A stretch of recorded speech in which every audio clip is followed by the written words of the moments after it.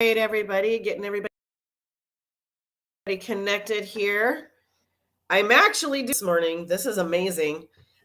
It's been taking me at least an hour or so just to even be able to come live because I've had internet troubles and all of that.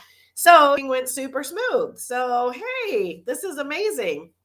Okay, so I wanted to go ahead and jump into it today. The title is I Talk Emotions in Real Estate. Okay. So here's the thing. I'm going to call out the elephant in the room is you are fooling yourself if you think transaction. It is not. It is not. So many emotions get tied with this money transaction that people, whenever we talk about it with our friends, we always talk about the money side, the business side, and that is a lot of it. Yes. However, purchases or one of the biggest sales you will ever make in your lifetime. And are, if you think that tied to that, you're the only person you're fooling is yourself. Okay. I know it's just money at the end of the day, but it is a big thing and tied with that. Okay.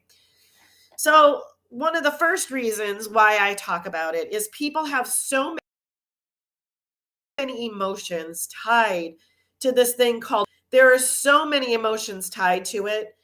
Like I said, it's one of the biggest purchases you're going to ever make. It is probably stressful, um, worrisome transaction you will ever do. Okay. So here's all I've heard from our friends about the disasters that go around with buying or selling a house. Okay. We've all heard the horror, we've all heard how selling buyers are greedy and when you're buying sellers are greedy. We've all heard those things. We've all heard people saying that they've had major structural damage and so then they talk about that and we hear about that. Okay. So this is where the emotions get tied into it is every with the excitement of either selling or buying. Okay. You have this excitement that things are going to go smoothly, things are going to go off without a hitch, they're going to be easy peasy, right? It's going to be smooth. And that's what we all hope for. Okay. However, your realtor is doing you injustice, the things that potentially could go wrong, and prepare you for them. They're not trying to do it to be a doomsday person. They're trying to do it just to prepare you for the fact to get through before the final transaction is finished. Okay. So there is a ton of emotions that go along with that. Okay. Being spent. And if you think that you don't have any emotion tied to that purchase, again, you're fooling yourself. The only person, because it is a large sum of money that you are going to be paying on for probably about 30 years of your life. Okay. And it's like I said, you probably will ever do as a person, as a human being. Okay. Not to mention the memories that come with that, whether anticipating the memories you see yourself when you put an offer on a house, it's because you see yourself, excuse me, you see yourself making memories in that house. You see yourself in there for the next 10, 15, 20, 30 years, whatever it might be. Okay. On the turn side, when you're selling, you remember all of the memories that you had in that house. So it's not just a piece of a property, it's that you're also closing the chapter on a portion of a book that had a ton of memories in that house. Maybe that was the first house you came home to once you were married. Maybe, there's all these things that go to it. Christmases, Thanksgivings, the first time you brought your kids home to the house, that was the first house you brought all your kids home to, and now you're closing the chapter on that. So you are having emotion. Oh, you are excited and ready for the new chapter. There still are emotions about closing a chapter to open up a new chapter. Okay. So when I talk about these emotions, okay, the other big thing that people don't want to talk about is they never want to feel screwed over. Whether you're on the buying side or on the selling side, you never want to feel like you were screwed over. Never. You never want to feel like that. Okay. So those are worrisome things to you as you're on the buying side and even on the selling side. We get an accepted contract. Okay. We have that stress of going back and forth, of trying to figure out what you're willing to pay, what they're willing to. Okay. Then we have inspections. Okay. And people are always nervous about inspections because inspections will anything major that's happening. Okay. And anything major, health, mechanical, or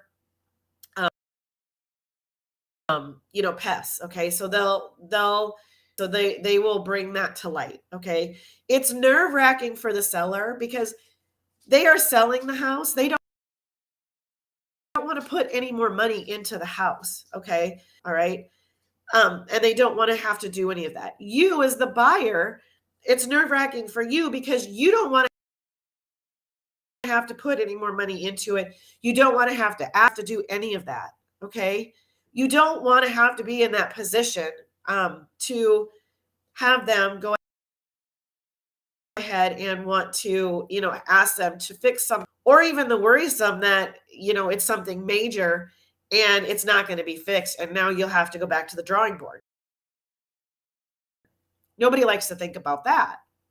Okay. Think that they're going to get screwed over. So there's these moments, there's these pockets in time where it does get stressful. I'm not going to, some of these are very easy. They go without, but, and these are only a tip of the iceberg of the things that can go wrong. There's financing, there is all of that information can also go wrong.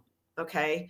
But these are just a tip of the iceberg on why I have talked so much about emotion, because it's to handle all of the emotions flying around. Okay. It is stressful for us because we are trying to do exactly what okay. It is stressful for us because we're also trying to manage the other side of it, whether it's the buying or the selling of the other side. It's not just that it's a lot of money. It's not just that it's exciting, it's stressful. It is also human beings, and they have emotions with this. Okay. So if we get with our thoughts from the beginning and know that sellers are coming from, this is where they're coming from. Okay. Sometimes everything goes off without a hitch. It's not a problem. If you're prepared for those things, but if you're not, that is when emotions run high. And then people start doubting, they start having second thoughts. Buyers start having buyer's remorse, sellers start, so it's all these things that start combining and coming together. Okay. So then you're working on managing both sides. Okay. Reason why I recommend having a real estate agent help you, no matter if you're a buyer or you're a seller. Okay. Is because the amount of money that you're going to save on therapy or a lawyer or whatever, because the lawyer is not going to handle the emotions. They're going to figure it out whatever you want me to do. Okay. They're not going to handle the emotional side of it. Okay. So if you're going into this process thinking that you're going to buy or sell and represent, you could come out without a hitch. Okay. And I get that. However, you can also run into issues. And if you don't have my job as a real estate agent, I think of it as a mediator. I'm the mediator between the other real estate agent, have the conversations. We then go to our own parties. It gives my buyers or sellers the opportunity to vent to me about what's going on, and it gives them the opportunity to really feel about it. And for me to take that and all the emotion and everything that is wrapped up in that and sort through all of that and be like, okay, so when we take, we need to do, okay, what at the end of the day, what do you really want? Okay. Do you really want in this house? Do you really want to sell this house? Okay. If you're on the other side of it, it gives us a chance to talk. Okay. Because things get said. When emotions are running high, things get said. Okay. Some of the first reactions are when people come back, especially when it comes to inspections, people get all freaked out. Well, but the inspector called it out, and I'm buying a dump, and I'm going to have to put all this money into this, and I'm having to put all this money into this, and da da da da da da da, and the emotions just start running. But if you just take a minute as a real estate agent and talk to them and be like, okay, so yes, the inspector called out GFI outlets, but it's gone how long without them? It is something that is code now. It is not something that was, okay? So if this is something that's important to you and you want to do GFI outlets, do them one at a time. Don't have to do them right now, okay? If it's something that there's a crack in the foundation, that's a little different. We need to have that you move into it, and it is the seller's responsibility to do some of that. But the seller has the right to say, so then you have to decide how much is it going to cost, and then we need to talk about that and figure out if that is something that you can absorb as a buyer. As a seller, this is something that you can absorb. It is normal maintenance on the house, okay? So it is something that should be taken care of under your ownership, okay? So these are and that's why I sit and I talk about the emotions of this so much, is because emotions are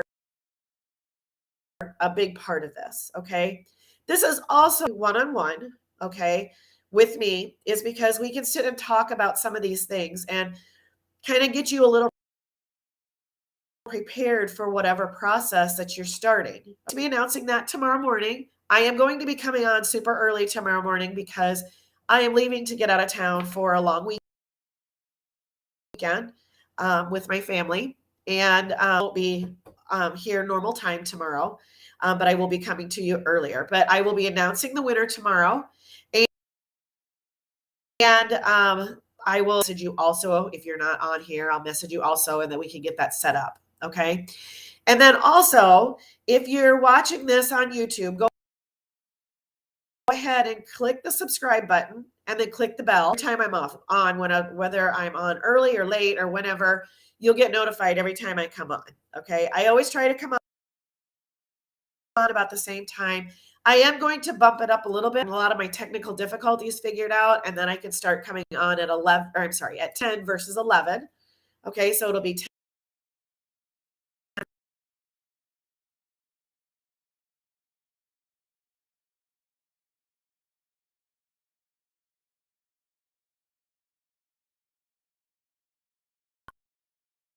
That I'll be coming to talk or another platform, Instagram, Twitter, whatever. Pop over to YouTube, hit the subscribe button and the bell. And then if you want to get entered, go ahead and click the like button and comment on the video, whatever video or platform you're on. And then I will go ahead and put the names in a hat and draw for those in the morning. So I hope you have a great day. I will see you guys all tomorrow.